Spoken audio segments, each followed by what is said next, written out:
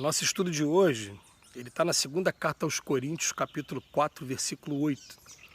Em tudo somos atribulados, mas não angustiados, perplexos, mas não desanimados. Emmanuel vem comentar na lição 102 do livro Vinha de Luz, Atribulados e Perplexos. Desde os primeiros tempos do Evangelho, os leais seguidores de Jesus conhecem tribulações e perplexidades por permanecerem na fé.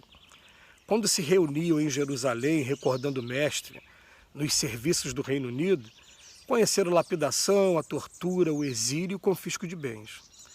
Quando instituíram os trabalhos apostólicos de Roma, ensinando a verdade e o amor fraterno, foram confiados aos leões do circo, aos espetáculos sangrentos e aos postes de martírio. Desde então experimentam dolorosas surpresas em todas as partes do mundo.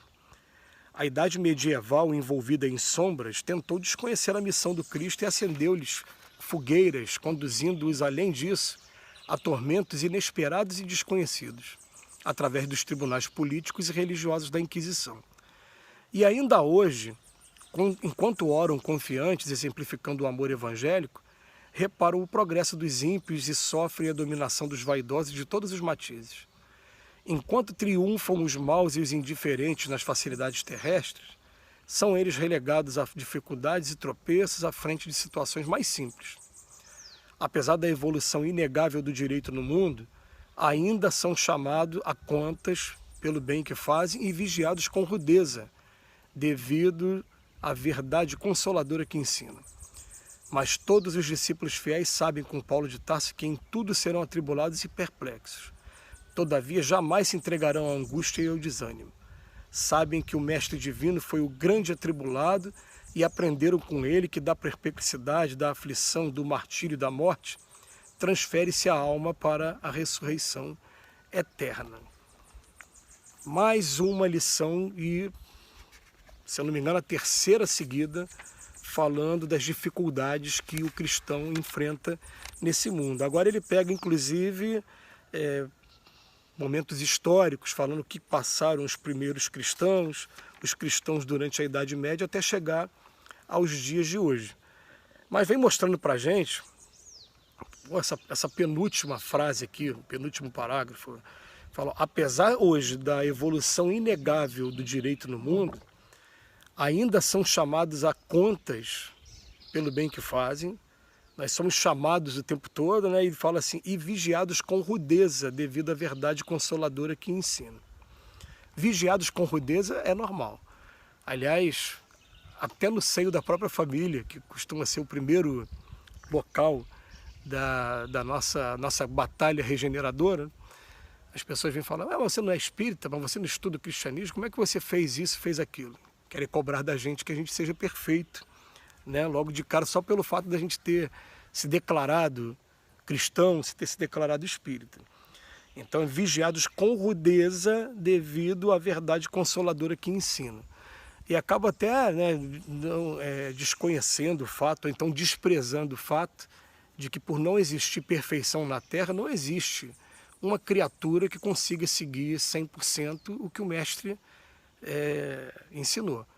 Essa criatura até existe, mas não no planeta Terra, no planeta de expiações e provas como o nosso, em que todos nós somos imperfeitos. Mas essa cobrança, essa provocação, ela sempre existiu e sempre vai existir. Atribulados e perplexos é o texto.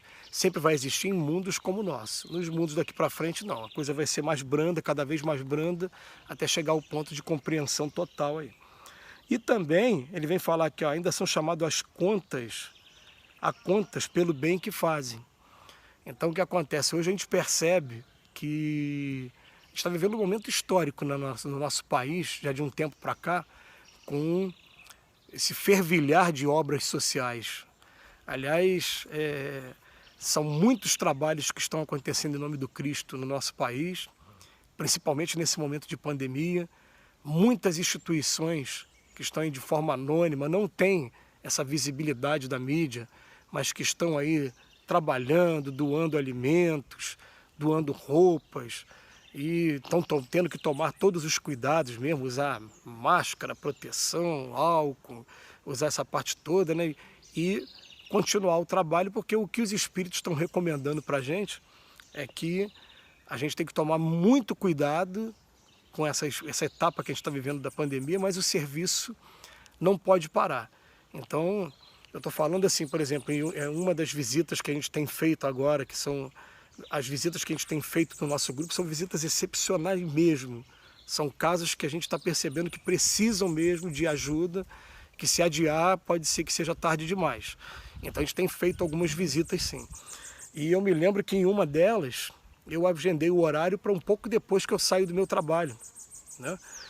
E aí fui recomendado mesmo pelos espíritos. Falou, olha, você vai fazer o seguinte, você vai sair do teu trabalho, você vai em casa, você vai tomar banho, você vai trocar de roupa, você vai com uma roupa nova, limpa para essa visita.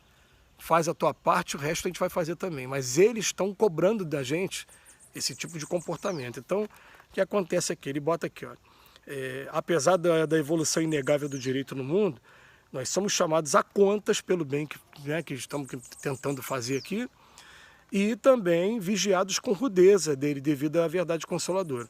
Mas ele bota aqui, ó, mas em todos os discípulos fiéis sabem com Paulo de Tarso que em tudo serão atribulados e perplexos, porém jamais se entregarão à angústia e ao desânimo. Gente, a frase principal do estudo de hoje, ó, jamais vamos nos entregar à angústia e ao desânimo. Desânimo, então, jamais. Angústia, a gente até experimenta às vezes, mas é uma angústia que é diferenciada, porque é aquela angústia que quando você começa a ter a certeza do quanto de serviço que tem pela frente. Então você vai fazendo a sua parcelinha muito pequenininha em relação a uma população de mais de 7 bilhões de pessoas que estão distribuídas em 5 continentes. Né? Então a gente para pensar assim, o país que a gente vive, o estado, a cidade, o bairro, a rua que a gente vive, o que a gente está fazendo é uma gotinha muito pequenininha de tudo que precisa ser feito por aí. Essa angústia bate sim, né? Mas é uma angústia que ao mesmo tempo ela enche a gente de alegria, porque a gente tem aquela sensação, e que é uma sensação que na verdade é a realidade, né? De que agora a gente está no caminho correto, a gente não está mais perdendo tempo, enquanto a gente está envolvido com qualquer trabalho desse, qualquer atividade dessa aí, voltada para fazer a diferença de alguma maneira na vida das pessoas, são minutos preciosos que a gente está deixando de nos entregar aí aos vícios, às tribulações, às perturbações que a gente já traz aí por vários séculos com a gente. Então, ele coloca aqui para a gente, ó, no antepenúltimo parágrafo, ainda hoje, enquanto oram confiantes, exemplificando o amor evangélico, reparam o progresso dos ímpios e sofrem a dominação dos vaidosos de todos os matizes. Não vai mudar isso não muda assim de uma hora para outra tão cedo, isso muda quando o mundo regenera. O mundo regenerado vai ter uma diferença bem sensível, mas também ainda não vai ser a perfeição, porque o mundo regenerado ainda não é mundo perfeito. Vai ser muito melhor do que a gente está vivendo aqui agora. Mas ele fala para a gente, continua sofrendo a dominação, sendo invadido por essas notícias fake news, com interesses políticos, de defender essa ou aquela corrente, né? Denúncias que ou são verdadeiras, ou às vezes não são mais verdadeiras, mas querendo te posicionar, te chamar para pegar uma ou outra posição, né, política, se posicionar.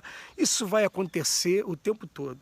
E o conselho que a gente tem dado para os nossos amigos, nossos companheiros, fala, gente, nós estamos vivendo um momento de transformação, mas tem muito trabalho para fazer. Então, acima de qualquer coisa, concentrem-se, determinem-se no trabalho que vocês abraçaram para realizar. Esse trabalho, ele precisa da gente, então a gente tem que continuar firme nele. Mas está tendo a pandemia agora, está tendo adaptações, mas dentro dessas adaptações, a gente consegue continuar trabalhando. A gente está trabalhando muito de forma remota. Por exemplo, a grande maioria das visitas que a gente fazia pessoalmente, a gente não está podendo fazer, a gente está fazendo por videoconferência, a gente está fazendo por telefone, ou até mesmo por telefone fixo. Quando não tem, a pessoa só tem um telefone fixo, a gente liga, conversa um pouco, lê uma página, faz um comentário da página, faz uma oração, pede para a pessoa fazer uma oração também e encerra o trabalho. E a gente continua o nosso trabalho, confiando na espiritualidade e sabendo da nossa responsabilidade também. Que Jesus nos abençoe hoje e sempre.